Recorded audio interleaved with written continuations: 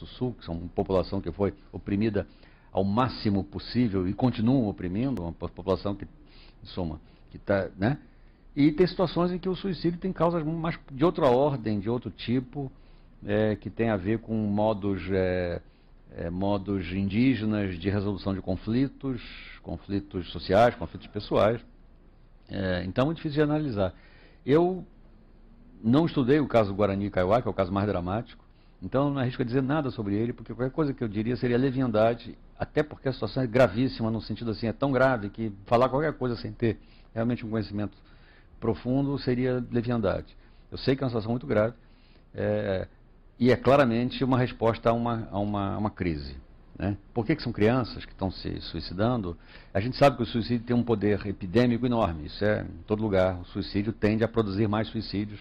Né? Suicídios vão por epidemias em alguns lugares do mundo. É proibido declarar causa-mortes de certas faixas de idade, sobretudo entre adolescentes, porque a notícia de que adolescentes estão se suicidando produz mais suicídios de mais adolescentes. Então, em muitos países do mundo, em alguns países do mundo pelo menos, é proibido você indicar a causa-morte, porque o suicídio tem essa capacidade de contágio, o que em si é muito interessante do ponto de vista como fenômeno.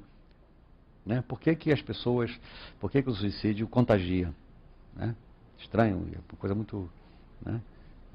Quer dizer, até na morte a relação com o outro fica marcada, porque você suicida porque alguém se suicidou. Né? É muito, digamos assim, eloquente isso. Mas o fato é que o caso guaranista o extrapola de muito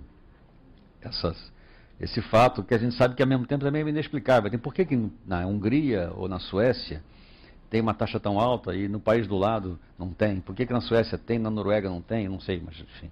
Né? É uma coisa meio, não sei se há explicações, eu não estudo isso. No caso dos índios brasileiros, sul-americanos, eu sei que em algumas áreas é comum, quer dizer, é uma prática, não é comum, é uma prática considerada pensável. O Jívoro se suicidam, os Ticuna há suicídio, nos Yanomami há suicídio, e em outros lugares ninguém pensaria nisso. Tem outras culturas indígenas em que isso é totalmente fora da esfera do concebível. Né?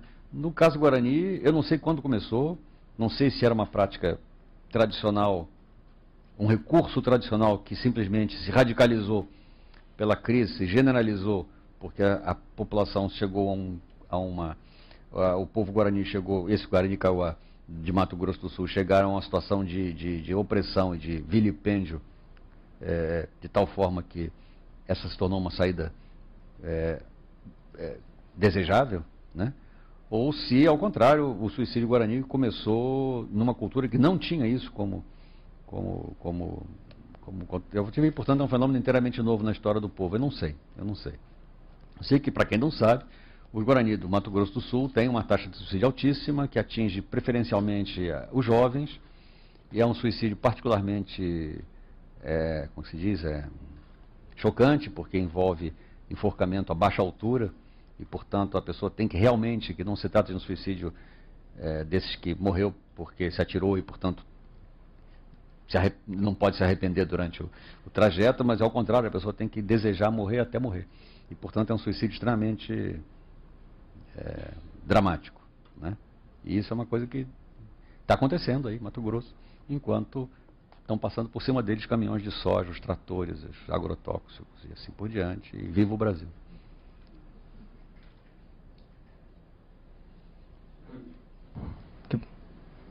Boa noite, professor.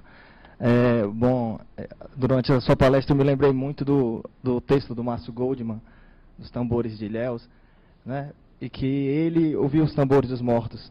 Então eu gostaria de saber, nessa sua experiência de divinativo do pesquisador, se você já vivenciou alguma experiência de quase acontecimento também.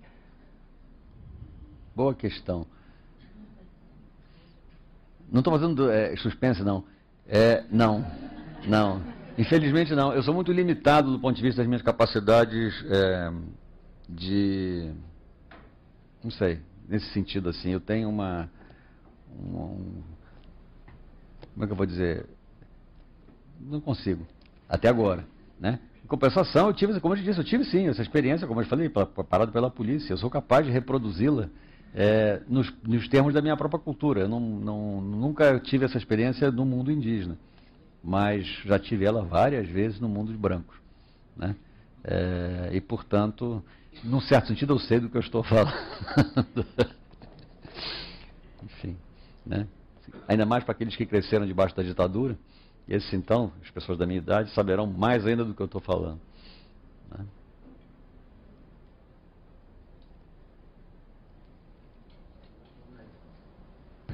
Aqui. Atrás da cabeça da moça.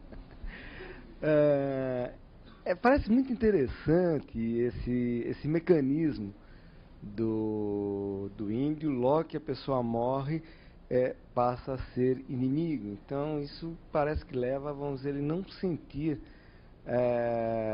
a culpa de não sofrer.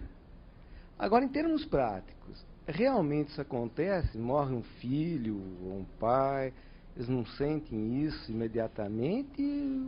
Como é que funciona? Bom, veja, isso aí quer dizer, é o corpo social, é a máquina social que impõe o dever do esquecimento, né? Mas se ela impõe o dever do esquecimento, evidentemente porque as pessoas têm uma extrema dificuldade de esquecer, né? E naturalmente os índios não vivem necessariamente melhor, eu diria que vivem melhor do que nós a experiência da perda, sim. Mas isso porque eles vivem melhor do que nós várias experiências em gerais desse tipo, né? A experiência da dor, a experiência da velhice, né? Mas certamente essa transformação do morto em inimigo, notem bem, eu não estou descrevendo aqui um fenômeno psicológico literal. É um fenômeno institucional. O morto se torna um inimigo no sentido institucional. Existem rituais que tratam o morto como inimigo, né? Existem cerimônias, encantações, né?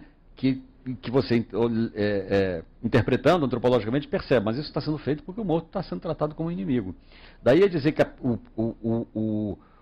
o parente que perdeu um parente considera esse parente como inimigo, vai uma distância muito grande, né? Até talvez porque ele não considere justamente que todo esse aparelho tem que se constituir. Além disso, a ideia de que o morto é um inimigo não é uma ideia absoluta. Os mortos não são esquecidos, não quer dizer que os índios percam a memória dos mortos e não saibam quem morreu, ou que eles não lembrem dos mortos após o período. O período de luto é um período em que é muito perigoso se lembrar dos mortos, tá? É um período em que há todo um excesso de precauções. Os mortos antigos são lembrados, né? São evocados. O problema é o período que cerca a morte, que é um período em que precisamente a pessoa está extremamente vulnerável. Mas o trabalho do luto é isso. Então, de certa maneira, o trabalho do luto, no caso indígena, é um trabalho feito, digamos assim, em que todo o aparelho social se concentra em tirar da cabeça, digamos assim, em todos os sentidos, do sobrevivente, a memória do morto, né? Inclusive culpando o morto nesse sentido, né? Transferindo a culpa para o morto. O que naturalmente a gente sabe que nós também fazemos. A melancolia envolve isso, a teoria do Freud, né? Quer dizer, você culpa o morto por ter morrido, você fica com raiva do morto por ter morrido.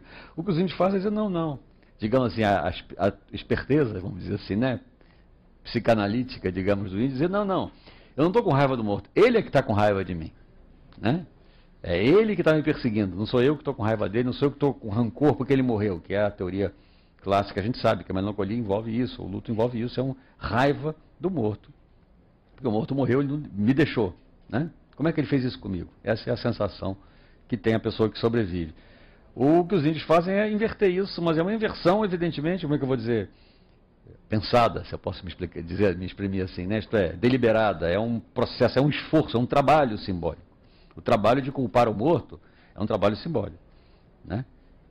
Essas inversões que eu falava, de saudade, que não sou eu que sinto, ele que sente de mim, todo esse processo, né, que a gente poderia chamar de... Né, nós somos uma cultura os índios têm assim, uma cultura, no sentido não pejorativo, é uma palavra que eu não gosto de usar porque é sempre pejorativo, mas é uma cultura da paranoia metodológica, né, digamos assim. Não, a culpa é do morto, estão atrás de mim, mas não sou eu, né? Não sou eu, é ele. São eles é que me querem, não sou eu que estou querendo a morte deles, eles querem me matar, não entro. O que é num certo plano, é uma solução, digamos assim, aceitável, né? Porque os vivos continuam vivos e os mortos, né? Deles, se a vantagem, você pode dizer aquela coisa que dos mortos só se deve